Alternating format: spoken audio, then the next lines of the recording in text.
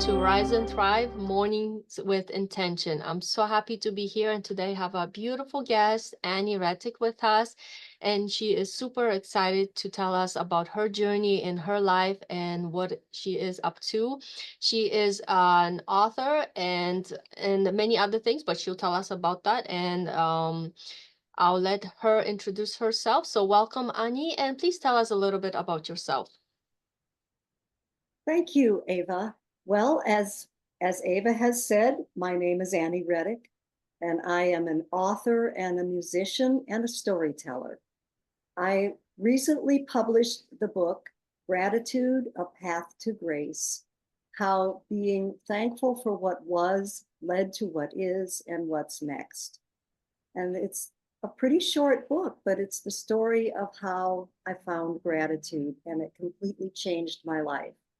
I was raised as a classical musician, and then I did a deep dive into roots music. I just literally, almost right after my senior recital in college, where I was singing French, Russian, beautiful songs, I just went, this isn't what I want to do. And I started learning to play my viola. I learned bluegrass and Irish and started writing my own songs. And here I am. I play them in senior centers, retirement communities, and I lead sing-alongs and I talk about gratitude there. Wow, that is such a beautiful life that you're living. Teaching us how to be more grateful and doing so many wonderful things. That is truly, truly amazing. And you said your book is short, but it's the power in the book that transforms, people's lives, right? Yes. So thank you so much for the beautiful introduction. So we'll jump right into asking you some questions about more in depth. So can you share with us what your life was like when you felt you were on top of the world, living your dreams? Well, I was a musician in a duo. I had had a 5-string viola made so that I could play Irish and bluegrass, and I was playing in various restaurants and bars, and almost every Saturday night I had a 40-acre, I think it would be called a hobby farm or a homestead. It was half wooded. We had a huge garden with fruit trees. I had 2 beautiful children. We were raising them on all this organic stuff. So I was learning roots farming, and I was getting into roots in every way, musically and everything else. And I was raised in the suburbs. So this was like a um, complete remake of my life. And I loved my life. I was teaching viola at a music store just up the road. And that was my dream life. And then in the middle of one of the performances, uh, I felt a terrible pain. And that's when my life started to fall apart. Oh, did you want to tell us more about what happened after, or? Yes, so it turned out to be my appendix, and I had to have them out. And then when I was in the hospital, my husband hardly ever came to see me. And I knew that there were things wrong in our marriage. But when I said, I love you, he didn't say it back. And long story short, I actually had to have a major operation where they took my insides all the way out. They were so twisted after the appendix was taken out, and put them back in. And I went home and tried to turn my marriage inside out and put it back together. And it didn't work. 3 years later, I lost my marriage, my place to live, and everything. Mm. I'm very sorry to hear that, but I'm so glad that in the end, like you're healthy and thriving right now. So, so grateful for you to be here with us, sharing your journey at the same time. So, you mentioned that help came from an unexpected sources. I read that earlier. And can you tell us more about this and how it initiated your recovery? Yes, I was wallowing in sorrow and, just felt completely lost for a couple of years after my divorce. And then I got a phone call from my mother, and she lived in San Diego. She had a beautiful condo and she wanted to stay in it. She was 91 years old. Wow. Actually, she was 90 at the time. And she said, "How would you like to come and live with me? I really like your cooking and I'll do the dishes." So I packed up my car and I drove out there. And I had a wonderful year with her. And what happened was there was, I think it's easier to start changing the way you think if you take yourself out of the environment you've been in. So that was the first big, big gift, was that I got to leave Michigan. And so in the winter, instead of being cold and all alone, you know, I, you know, I got to sip iced coffee on a terrace, and I got to walk to the beach with my mother. So when I woke up with these thoughts of, oh, I don't know what my future is, because my husband and I had planned everything outside the box. I didn't have retirement. I didn't have anything. And this fear would grip me. And then I would just deliberately force my brain to think of something else. Oh, I can hear a bird singing. I can smell the ocean. And eventually it got to where those thoughts came more often, and then they came first. And then I started getting out of bed to write them down. And that is when my gratitude practice really started. Wow. Yeah, it's sometimes it takes really strong will, and some people can do it like this, right? And then there's people that, you really need to kind of give yourself that good nudge and then, build that ladder of belief, and that's kind of exactly what you did. And imagination is so powerful, the way you described it, that like I got goosebumps just listening to it, because it's so true. You build it up, and before you know it, it's in your 3D world. You're able to jump from here to there, and you do it gradually and healthy, and then it becomes your reality. And that's one way of doing it. And you have to have that firm faith and believe that it will come. Correct? Yes, Yeah. yes. That's such a beautiful way of getting yourself to push forward. Yeah. And it really helped too that I was with the person who loved me the most in the world. Yes. It was just such a balm to my soul. We went to concerts together because she had tickets to over 50 concerts and I got to drive her. And so the music was soothing to me. And I started remembering why I loved being a musician. I had just lost all joy in that.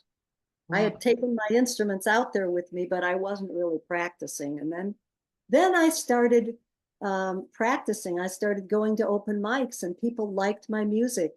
I was only doing other people's music then, but I was playing viola and mountain dulcimer at these open mics, and my my creativity got my muse Yeah. got tickled, is Yeah. the way. And you're not the only one who was benefiting from you moving there. It was your mom too, because she got to spend time with you. You got to hang out together, and you bloomed. You started blooming again in your life, and your life just became so beautiful all over again in a different environment, right?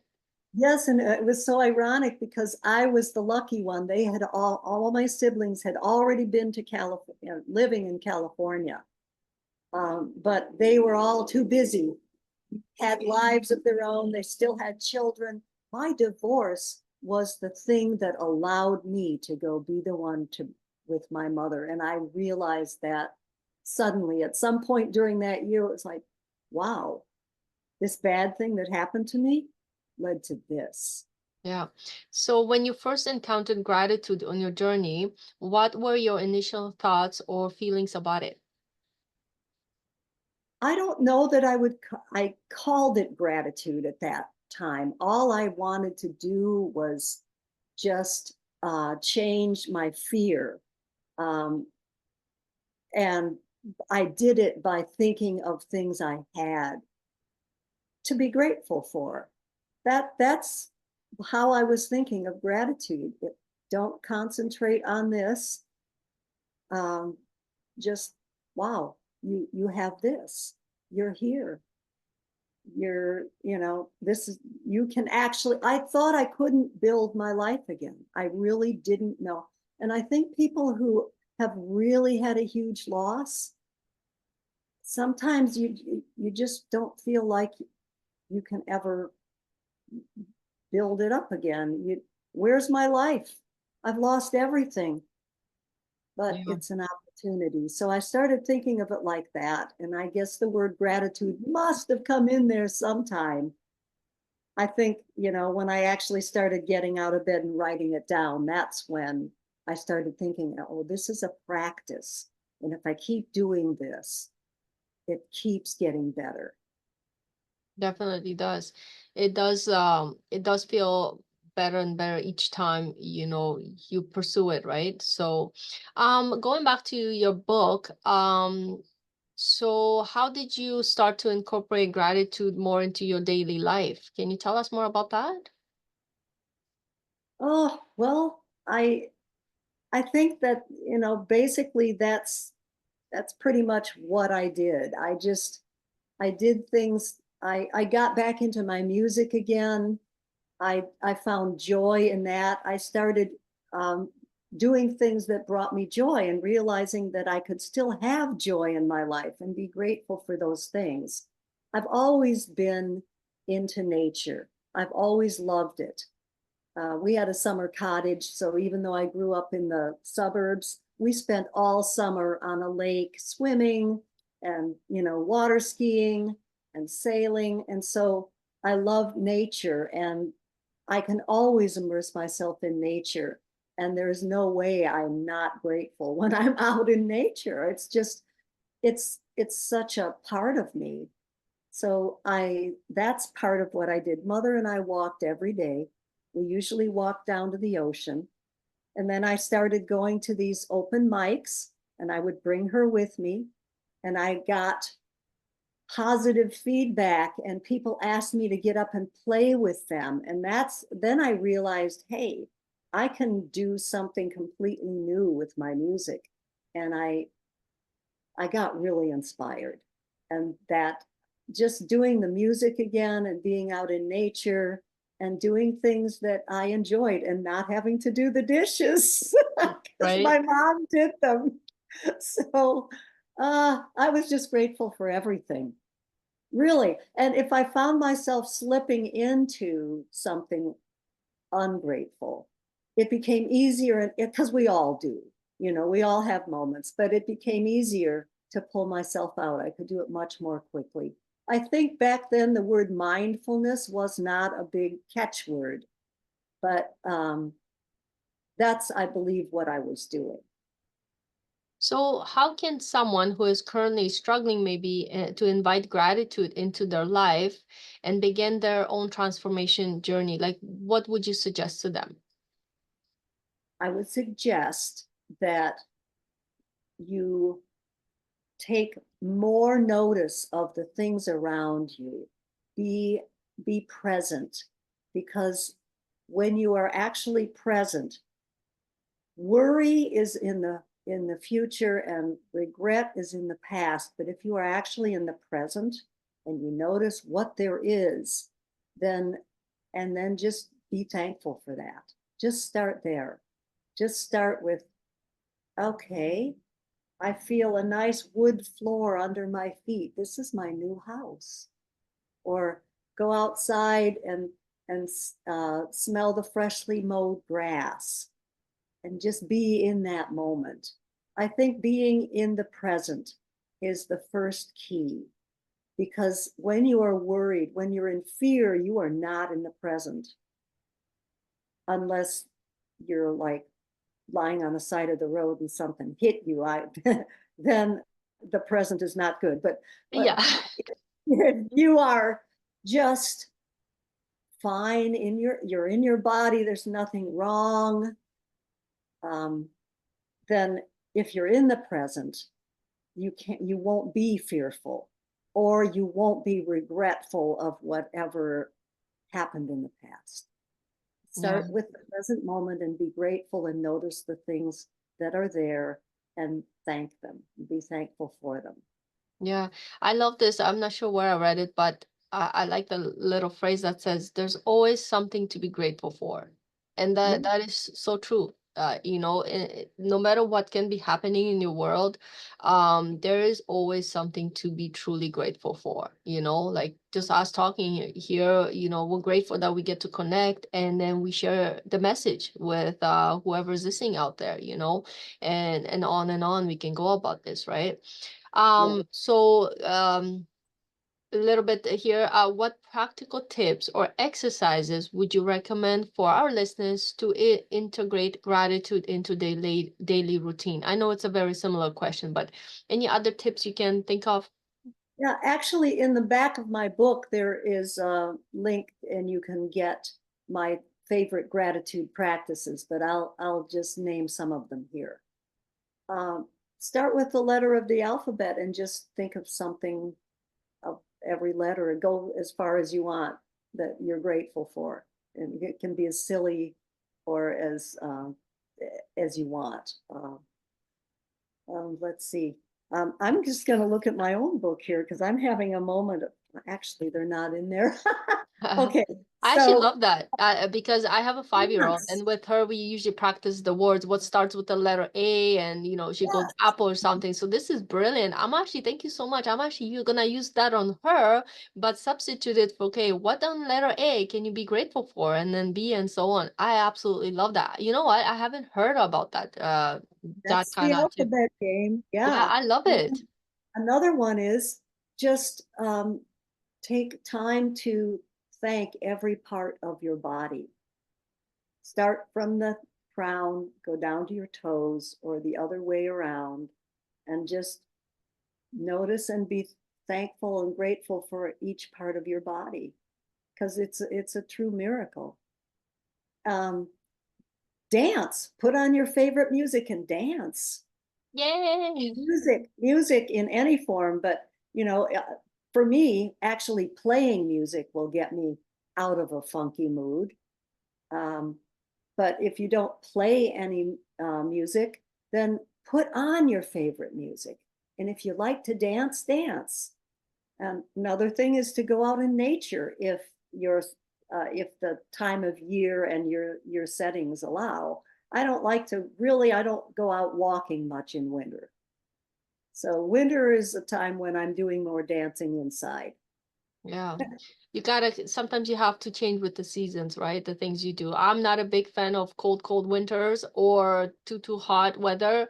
I like the in between more, but it definitely your heart desire does change a little bit with the season too. That I noticed myself as well. Any other tips you can think of?